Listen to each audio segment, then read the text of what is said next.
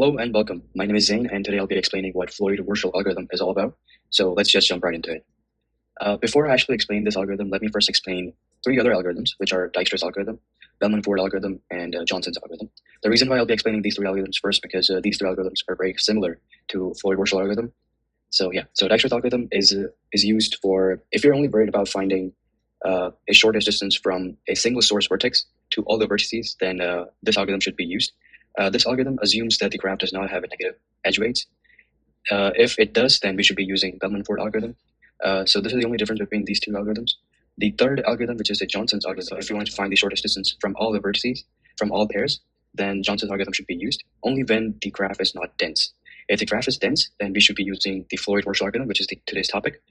So as I mentioned, if the graph is sparse, then we should be using Johnson's. What sparse is? It's not dense. And if it is dense, then we should be using Floyd-Warshall algorithm. So let's just start with the video presentation. So today's outline we'll be first discussing the introduction, who was the creator of this algorithm, and then solving the problems, what problems is solved by this problem, how this algorithm works, then the pseudocode, and then time complexity and space complexity, applications, advantages and disadvantages, comparisons with other algorithms. Although I have already compared with these three other algorithms, I'll be re-explaining this topic in much more greater depth, and then finally the conclusion. Okay, so the very first slide is introduction to the Floyd-Warshall algorithm. This algorithm was developed by Robert Floyd and Stephen Warshall, and hence the name Floyd-Warshall algorithm. It was developed in 1962, and as I already mentioned, this algorithm is used to find all pair shortest path algorithm from all the vertices. If it's not a single source vertex kind of algorithm, it helps you find from all pairs, for all pairs. It uses dynamic programming approach. Now, what that means is we are breaking down a bigger problem into smaller problem, and then fixing and then how to solve that smaller problem, then it is specified. It is the term which is used dynamic programming approach. It works on weighted graph. As I mentioned, the Dijkstra's algorithm it's not used for negative edge weights, but this algorithm, Floyd-Warshall algorithm, can be used if the graph is negative. So our number 2 slide is the problem it solves. So Floyd-Warshall algorithm finds the shortest path between all vertices, between all pairs of vertices in a weighted graph, and it can detect negative cycles in the graph. Now, what I mean by negative cycle is, let's say if we have a cycle in the graph, and we have been given weights as a negative number. So if we sum up all the weights of the edges in that cycle, and if it comes up a negative number, then the cycle is negative. So the algorithm can detect it. Algorithm can detect negative cycles, but it is not as proficient when it comes to working with negative cycles. Next slide is how the algorithm works. So algorithm has nested 34 loops.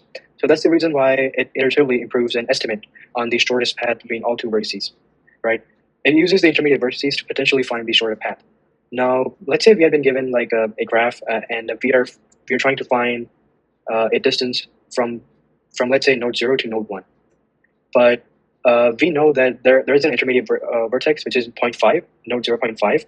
So if the distance by taking the intermediate node which is 0.5 minimizes the actual distance, then this algorithm is actually useful in that case. It minimizes the distance between the source vertex and the destination vertex. After n iteration, n is the number of vertices, all shortest paths are found. So if there are 4 vertices, then the fourth, which is the final round, is going to give you the shortest distance matrix of the graph. Fourth is the pseudocode. For now, I'll be just skipping this portion because I'll be explaining this thing with the actual code itself. So let me quickly go to number 5, which is time and space complexity. So time complexity is big O of v cubed. V is the number of vertices, so that's why it's dependent on number of vertices. And the reason why it's v cubed is because we have 3 nested for loops. The second line says that 3 nested loops. So each iteration is absolute v times, right? And space complexity is big O of v squared. And v is, as I already mentioned, v is the number of vertices. And the reason why it's v squared because we are representing the graph in terms of n to the in terms of n to the array, right? So that's why it's big O of v squared. Stores the distance matrix of size absolute v times absolute v. This is the same thing as above. Okay, so now I'll be explaining slide number 6, which is the application. So this algorithm is used in finding the shortest path in routing algorithms. When I say routing algorithms, I mean the applications like Apple Maps, Google Maps, because usually users of these applications wanted to reach their destination as quickly as possible.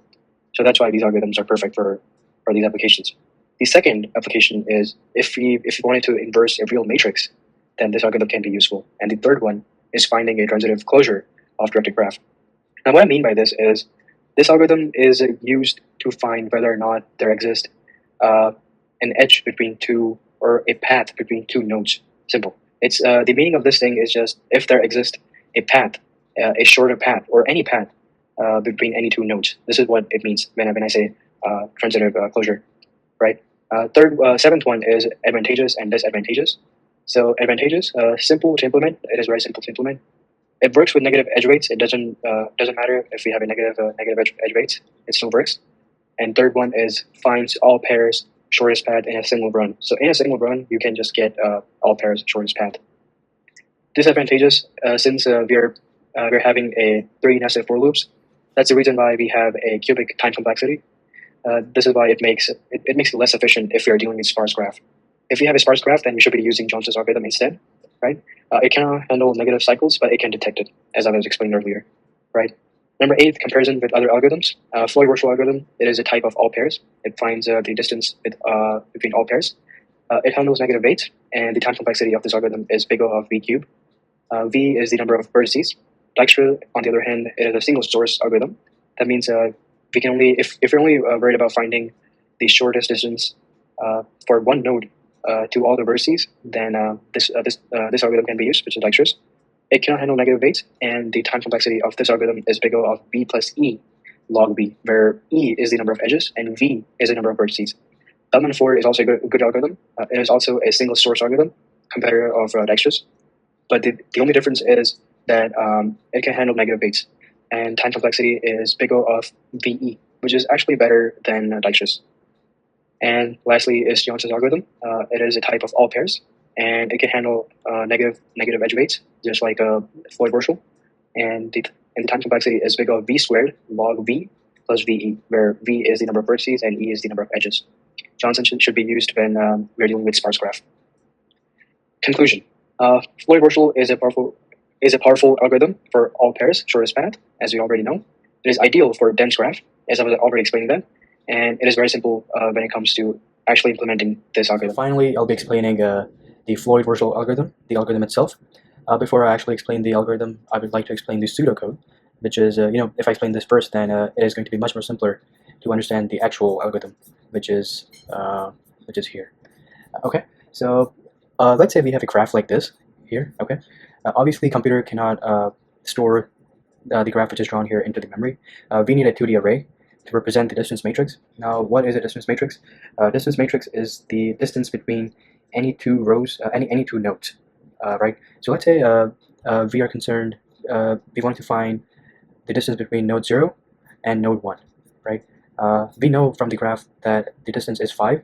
So what we're going to do here is that we're just going to enter 5 here, which is row 1 and column, just row 0 and column 1, right? The reason why row 0 and column 0 is 0 is because the distance from node 0 to itself is 0. So that's the reason why it is initialized with 0. What we know here is that the distance between node 0 and node 2 does not exist. So that's why we are going to be initializing it with a really large number, which is INF. We have defined INF here as a really large number, which is 99,000. This thing, 99,999. So this is just to make sure, or just to give an idea that the edge does not exist, right? And similarly, we know that from node 0 to node 3, the edge weight is 10. So that's the reason why at row 0 and column number 3, we have entered 10 here. Okay, and similarly, we can just fill in all other rows and columns. So so what Floyd Warshall algorithm does is, it works by iteratively improving the solution to all pair shortest path problem, right? It does by considering all pairs of vertices and checking if the path through another vertex can offer a shorter path. So basically, it's trying to minimize this thing. This is what is making sure that we are trying to find a shorter route by considering an intermediate vertex. Now, what I mean by that is, going from node 0 to node 1 is 5. But let's say we have a node somewhere here, like in the middle, and distance from and let me just say that the name of that the number of that node is 0.5, and the edge weight to 0 to 0.5 is let's say just 1. Okay, and 0.5 is our intermediate node here. Okay, so the distance between 0 to 0.5 is 1, and let's say 0.5 5 to 1 is also 1. So the total distance between 0 to 0.5 and 0.5 to 1 is just 2, which is lesser than the 5 itself, right? So this algorithm, these two lines make sure that if or it just verifies that do we have any other route which makes the which gives a shorter path. In our case, which I just hypothetically just created a node here in the middle, which is 0.5, and it was giving us the shorter route, right? So in our case, we did find the shorter route, and this is what the algorithm is doing, right? So similarly, if we look at here, so this is the pseudocode, and what we're doing here is that for each vertex I and for each vertex j, which is, so I is row and j is column, if necessarily I and j are just the nodes, right? So it's just pointing to a node. So I and j, you can say it's a pointer to that node. So if the node is node, that means the obviously the distance from a node to itself is 0. So that's why we're initializing the distance matrix of I and j, which are just the pointers to that node, is just 0. Else, if the edge weight does exist, if there is an edge from I to j, then we can initialize distance of I to j to the edge weight. In our case, let's say if it's 0 to 1, then it's just 5. We can initialize it to 5. This is what we did here. And if the edge does not exist, this is what it means. If the edge does not exist, then we can just initialize it to a very high number, which is this thing, define INF as 99,000, which is we're just trying to say that the edge does not exist, and that's why we're initializing it to a really high number, which is this thing. You don't have to put 99,000. You can just say anything, like some really high number. That's what I'm trying to say. Okay, so finally we'll be discussing the actual algorithm itself, which is this thing. As I was explaining, that let's say if we have a node here in the middle, and let's say the number of that node is 0.5, which is here. So let's say the edge weight between 0 to 0.5 is 1, 0 to 0.5 is 1, and 0.5 to 1 is also 1. Hence the total distance which is created by these three nodes is 2. Okay, let's just keep that in mind for a second, okay? Because it is going to be useful here. For each vertex k, what is k? So k is just a pointer to an intermediate node. In our case, k is going to be 0.5 because it is going to be an intermediate node, right? So for each vertex k, for each vertex I, for each vertex j, these all are the pointers to the vertex, to all vertices, right? So if the distance between the node I and j, let's say the distance between node 0 and 1, which is here, I'm just explaining this part right now. Okay, so if the distance between node 0 and 1, which is 5, is more than distance I and k, distance 0 and 0.5 plus distance of k and j, which is 0.5 plus 1. That means, so 0 to 0.5 is also 1, and 0.5 to 1 is also 1. So this thing evaluates to 2, and this thing is 5. So obviously 5 is more than 2. So that's why we'll be updating our distance matrix. So just remember, what we know about this algorithm is that this algorithm builds a 2D array of shorter distance between all the pairs, right?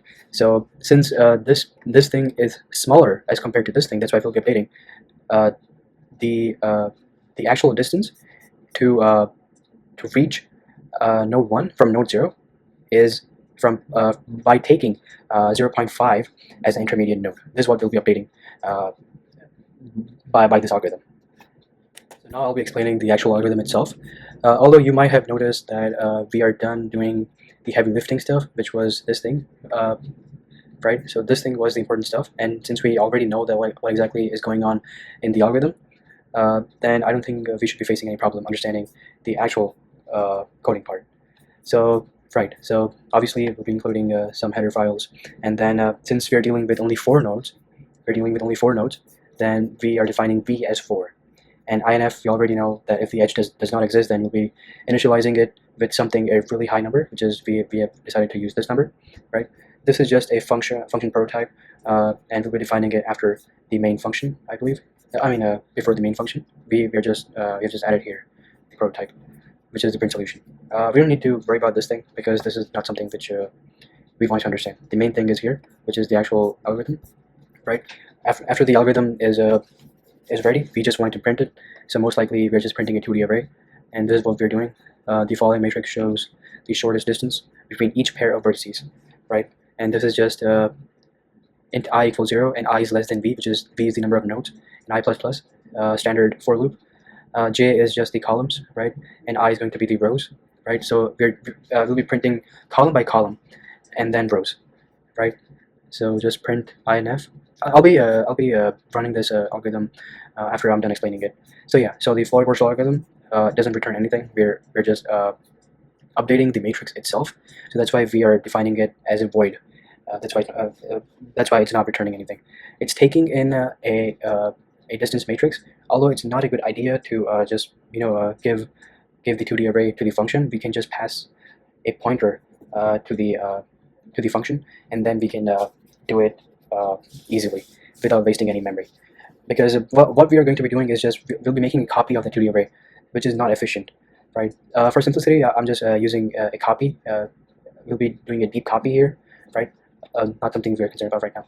So okay, so int I, j, and k. I've already explained what I, j, and k are. It's just a pointer to the vertices which we're concerned about. K is going to be an intermediate vertex, right? So for k equals 0 and k less than v, v is the number of vertices, and k++ standard for loop, right? So for I equals 0 and I is less than v, what I is going to be the row, and I++, right? Pick all vertices as destination for the above picked source. So I is going to be our source vertex, and j is going to be our destination vertex, and k is going to be an intermediate vertex. So what this algorithm is going to be doing, I think you already know, k is going to be we're going to be checking that if we have a intermediate vertex, and if we consider that intermediate vertex, and if it minimizes the distance between the source and the destination, then we are going to be entering that into our distance matrix.